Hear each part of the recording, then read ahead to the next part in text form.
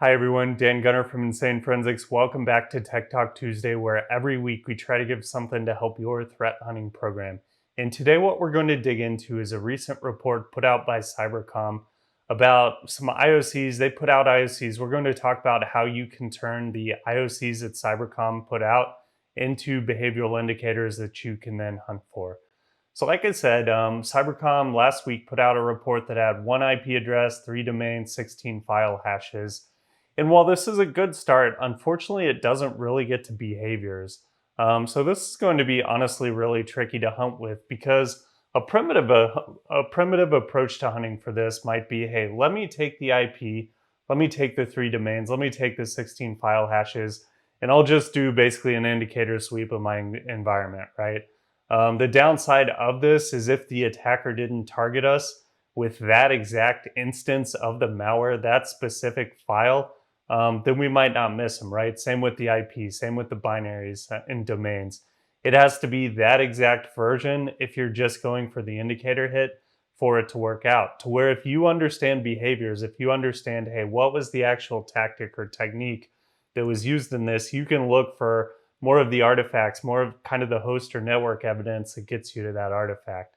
The other downside of this is, again, taking those indicators. If an attacker is generating malware for a given campaign and they generate the binary specific to that campaign, if you weren't in that campaign when they generated those binaries that they used to attack you with, or the IP or domain, you might actually entirely miss it too, right? So unless you're actually being targeted at the same time, you might not be targeted by the same deal.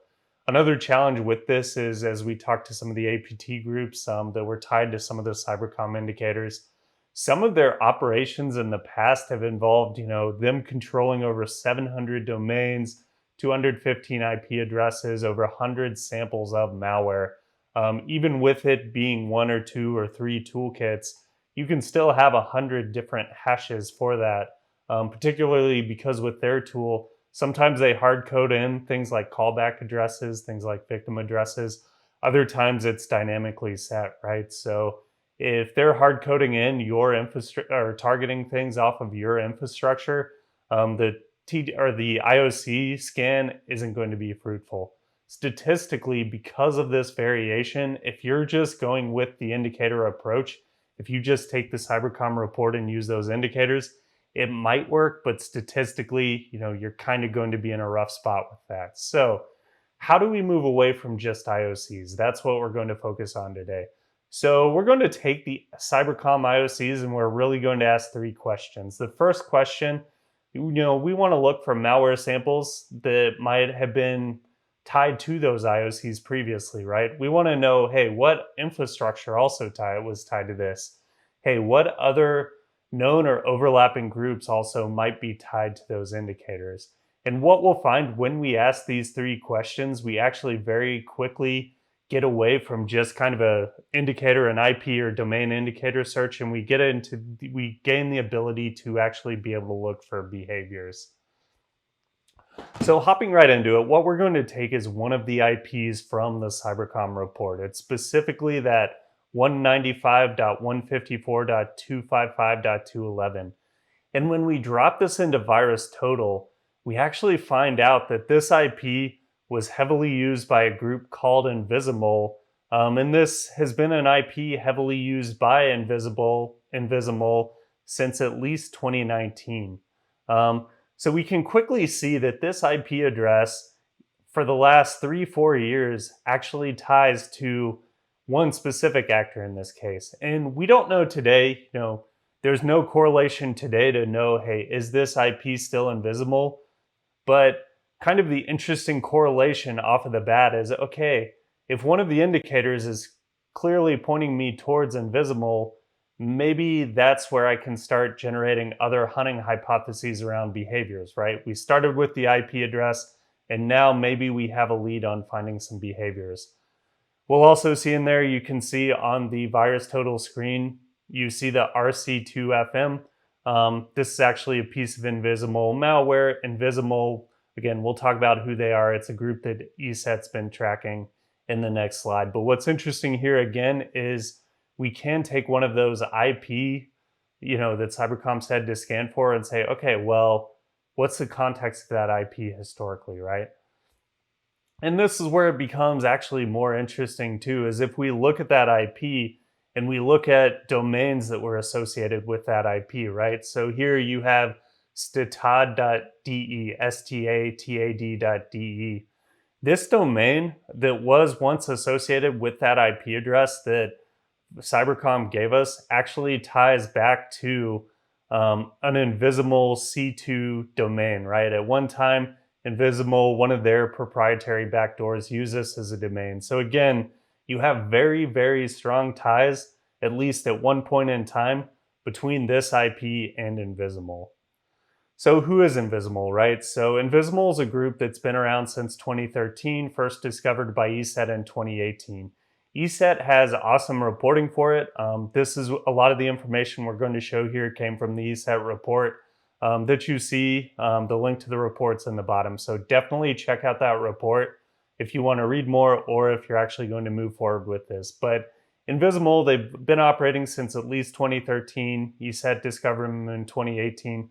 They target Russia and Ukraine a lot for cyber espionage. They took a little bit of a break and then popped back up in 2019, going against military and government targets in eastern Ukraine. And they use both a mix of in-house and open source tools. So you'll see RC2FM and RC2CL. If you go to the MITRE attack page, they actually call this tool set InvisiMole. So sometimes the groups called it, but in this case, a lot of people actually call their specific backdoor InvisiMole with that. When they popped back up though, they also do use just open source or openly available vulnerabilities too. So if we look at Eternal Blue 17010, if we look at Bluekeep, if we look at Lawbends and some of the living on the land techniques, this group's doing all of that. ESET also discovered evidence of a Gamaredon, or also known as Primitive Bear, that they collaborate with InvisiMole, and we'll talk about why that's important. But the important thing to know here is if we look at who InvisiMole is, it does kind of make sense in the context of the CyberCom report that, hey, maybe this is a group that we actually do focus some of our threat hunting efforts on if we're looking to go beyond IOCs. And the other interesting thing to say to this is the Ukrainian government actually said, hey, we're also looking at InvisiMole, and this was put out back in March. We know they're tied to state-sponsored Russian hackers, and we know that they're working on stuff. So, when we look at the timeliness of this, there are actually links also to statements that people are being made out there. And so this is a talk about threat hunting. So how does the WHO actually help us threat hunt, right? And in this case, like CyberCom gave us an IP and they didn't give us much else except, hey, you should go scan for this IP. Well, the thing is, InvisiMole TTPs do have good behavioral documentation, right? From ESET's report and from some of the other reporting out there. If we do make the little bit of stretch to say, hey, what if this IP, hypothesis, what if this IP is still associated with InvisiMole and these operations are associated either with InvisiMole or with one of its affiliates, we can say, okay, because of the tie there, let's bring InvisiMole behaviors and tools and TTPs into our threat hunting efforts, right? Let's take things like RC2FM, like RC2CL, take those tool behaviors, which by the way, the image on the left here, this is the actual MITRE page for this toolkit. Again, MITRE calls it the InvisiMole toolkit if you look for it. But if you go to MITRE's page, you have behaviors, you have registry keys, you have different features of the malware that you can actually go out during a threat hunt and look for. We can also add some of the newer TTPs, right? The use of MS-1710, Bluekeep, some of the other tricks in the bag that we know they use. We can look for other known InvisiMole domains. If you go out to like Alien Vault OTX, they have pulses with a lot of different InvisiMole artifacts out there. I've even seen, as we were preparing this, we even saw a lot of newer compiled versions of InvisiMole in other places, right? And you can look for other similar tradecraft here. So where the WHO helps with is saying, okay, again, we started with that IP, but now okay, maybe this is a group that's still in the picture, right? Maybe this is something we can build a hypothesis around. And with this hypothesis, we can really get to behaviors to look for.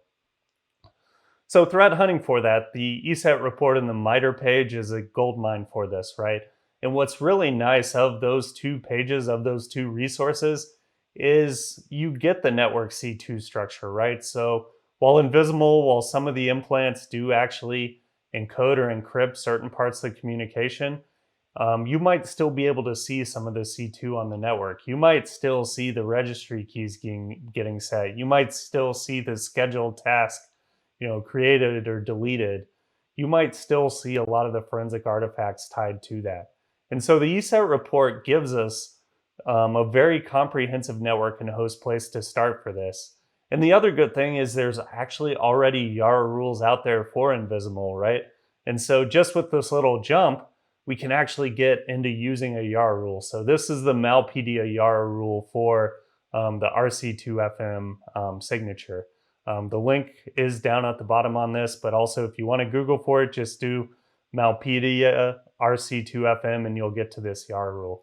YARA rules, of course, this is something we can throw against or files extracted from the network. We can, scan disk with this. YARA rules give us something to find more of those samples, even if you're doing like a retro hunt on VirusTotal or another area. So something you might have caught on the other slide, or you might have caught in some of Ukraine government's comments about InvisiMole too, is that actually InvisiMole and Gamaredon, these 2 groups work very closely together. If you look at the diagram here on the left, you can see when InvisiMole is delivered, in this this image is actually from the ESET report, but you can see when InvisiMole actually delivers some of their plants, they actually use the implant here of the other group. This other group too, Palo Alto's Unit 42 and Ukraine's SBU has openly said, hey, this is actually FSB. So again, if we're looking for kind of confirmation, does this make sense to happen in Ukraine? There's a lot of like, okay, well, if it's not this group, then it might be another affiliate because everything's kind of lining up here. But also this is where when we bring this group in, if your threat hunt's already not too big, you can say, okay, let's set actually another set of threat hunting hypotheses to say, if this is an affiliate group or this is a group that's helping with access or with some part of operations, let's also bring their TTPs. Let's also bring their behaviors into our threat hunt. In doing this, we might catch InvisiMole if InvisiMole was responsible for what CYBERCOM was talking about. If they weren't though, and this group's actually helping other affiliates that we don't know about with access, we might still find those other groups, right? Because this might be a central group to some of the access and other operations for getting in. So this is where, again, hypothesis number 2, bringing this group into and their behaviors and TTPs into the scope of our threat hunt might help us out. And again, it's just one further hop away from where we started with the IP address. Again, another great thing with this is MITRE already has a page for them. So right out of the box, if you were looking for things to do today, you can go to MITRE's page and see, these are the registry keys. These are the different attack techniques. These are the things that I can look for if I'm looking for this group. So again, where we wanted to wrap this up is how do we move the hunt away, right? So we look for the groups associated with the IOCs. They use a high volume for the same capability, right? We said, hey, some of these groups, there's 200 potential hashes for the same tool. So if you're just going with that approach of, hey, let me just use, these 16 IOCs, you're probably going to miss out on a lot of good stuff. But when we consider that universe, right, we kind of can branch beyond just what was used in this specific operation. It's important to say InvisiMole capabilities have evolved over the years. So we talked about, how they popped back up in 2019 and some of the toolkits were upgraded. But there's still commonality. There's still behaviors that are the same. We're seeing still, right? You're still seeing potential infrastructure that's being used for different operations. So it's important to say too that the attribution here is not positive. Like we don't know that these groups are tied together, but when we threat hunt, it doesn't matter to a point, right? Because kind of this level analysis can help us identify other possible behaviors to threat hunt for. So again, review of the hypothesis, right? Because of that IP tied to InvisiMole, we might bring in the InvisiMole TTPs, right? And because InvisiMole is known to work with other Russian group entities, we might bring in those group entities TTPs in also. And with the help of the MITRE ATT&CK page, with the help of ESET's report, that might actually help us bridge in and get things that aren't just IOC sweeps a lot across our network. These hypotheses are just two starting hypotheses of how the attacker might act. You can literally build out probably dozens of hypotheses for each of these to target different behaviors there. Another thing I wanted to point out was Mandiant's report. So Mandiant also put out a report yesterday. They're tracking groups. They don't call them InvisiMole. They have other names. They're different clusters in the threat intel analysis kind of group.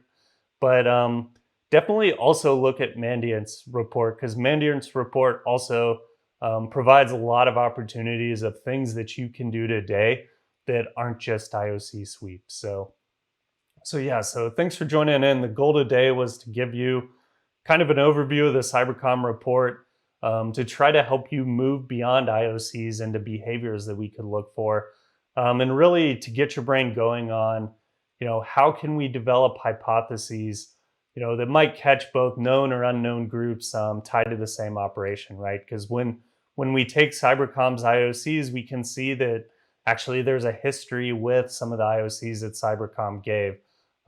So thanks for joining in, and we hope to see you back next week.